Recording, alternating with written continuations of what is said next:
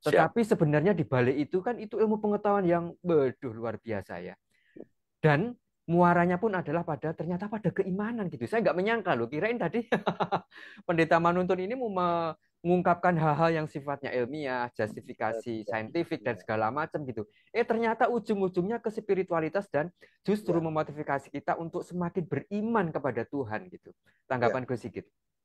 Oke, siap Abang. Jadi tadi sebuah pengalaman. Makanya saya sebutkan surat Atin tadi adalah anugerah yang diberikan, bahkan manusia ini diciptakan paling sempurna dibandingkan cipta yang lain. Satu adalah ranah fikir yang menimbulkan sebuah pengalaman atau pengetahuan bagi orang yang mau berpikir gitu kan. Ya, wala yatafakkarun gitu. Bagi orang yang mau merenungi dan mau mengambil ibroh dari pengalaman, diteorikan lagi seperti itu. Kemudian secara jasad. Nah, disinilah cahaya tidak pernah sakit gitu. Tetapi fisik yang saya katakan yang kedua yang butuh nasi goreng tadi loh Bang. Butuh nasi goreng dan seterusnya. Ini kadang-kadang dengan keteledoran kita akan muncul sebuah sakit yang tinggi. Sakit yang bisa kita rasakan yang berefek kepada akal dan roh kita juga. Nah, tetapi yang dikatakan pendeta Manutur tadi adalah sebuah penyelesaian yang luar biasa. Intinya apa? Dengan meditasi, sadar nafas, sadar cahaya, kan seperti itu kan hari ini temanya. Ya itulah kekuatan. Kalau kita kembali kepada hakikat diri, yang dikatakan sakit ini dari siapa? Dari Tuhan. Yang menyembuhkan siapa? Dari Tuhan. Ketika sudah dikembalikan kepada yang membuat sakit, selesai clear.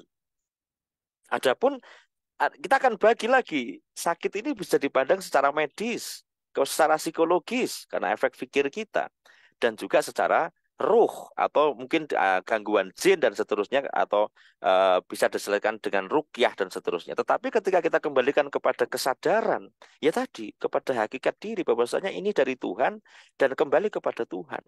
Makanya ketika panjenengan tadi mengatakan apa syaratnya untuk bagaimana kita bisa menciptakan atau menjadikan ini cahaya kembali unsur percikan cahaya, ya inna lillahi wa inna ilaihi rojiun. Jadi semua ini dari Tuhan dan akan kembali kepada Tuhan. Ketika kita sudah fafiru ilallah, kita kembali kepada ruh tadi. Kita lebih fokus kepada ruh tadi dibandingkan mengurus jasad kita atau mengurus dunia kita, mengurus akal kita. Yang muncul adalah dimensi cahaya. Makanya al-ilmu nurun. Nah, di situ ilmu adalah sebuah cahaya dan ilmu adalah wujudnya Allah. Nah, seperti itu abangku. Wah, oke. Ya, terima kasih Pak Manuntun dan juga Gus Sigit. Karena Mm. ya kita sudah sampai di penghujung obrolan kita malam hari ini, kebersamaan kita. Menarik sekali ya kalau mau diulas lagi, diulik Lah, lagi, 2 jam lagi mungkin nggak selesai ya. nggak selesai. Jadi gini abang, Dibikin bersambung tadi kali ya. Bang Arsan mengatakan ketika dimensi ilmu dibahas, semakin kita membahas ilmu, semakin bodoh kita. Karena yang namanya ilmu ketuhanan, saya katakan kolilah sedikit. Ilmu Allah itu ibarat lautan, satu tetesnya ilmu Allah. Itu ketika dibahas dengan yang dikatakan lautan, dikalikan 7, lautan di dunia ini loh, dikalikan 7 kali untuk tintanya. Kemudian adalah pepohonan di hutan. Di hutan ini dijadikan penanya, maka tidak akan habis satu tetes ilmunya Allah. Makanya obrolan hari ini, harapan saya, ini sebagai motivasi kita. Di atas langit masih ada langit. Ya, kemampuan kita saat ini kita kulik lagi, nanti akan tambah ilmu lagi. Lah seperti itu, Abang. Jadi intinya pengalaman dari pendeta, kemudian saya ini menyimak ya, menyimak dan memberikan satu gambaran kilasan Allah, kilasan sedikit kepada penanggapi ini dan penjelasan nanti silakan disimpulkan. Intinya, mari kita lebih bersemangat lagi untuk apa mempelajari ilmu yang indah seperti ini kan indah kan, yang adem, yang indah dan sangat luas gitu. Karena apa?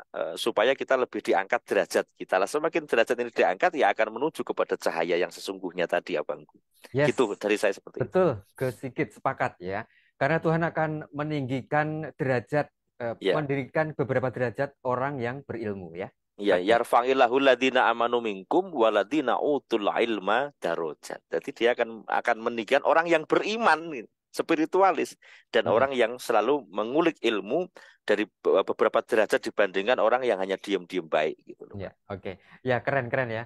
Wah, keren. Saya Saya juga boleh tambahkan sedikit, kagum, Pak ya Adnan? saya kagum sekali ke Pendeta Manuntun bahwa kesimpulan dari apa yang disampaikan secara ilmiah itu ternyata ujungnya ke keberimanan gitu loh. Ya, Saya kagum sekali gitu ya. Oke, closing statement dari Pendeta Manuntun. ya. Sains adalah anugerah Allah yang diberikan justru buat kita orang beriman. Nah, jadi artinya apa yang ditemukan oleh sains itu hanya meneguhkan apa yang telah kita terima sebetulnya. Jadi mereka adalah bahasa yang lain dari apa yang kita imani. Cuma catatannya iman kita, iman yang datang dari ikhtiar-ikhtiar dan niat yang jernih dan murni,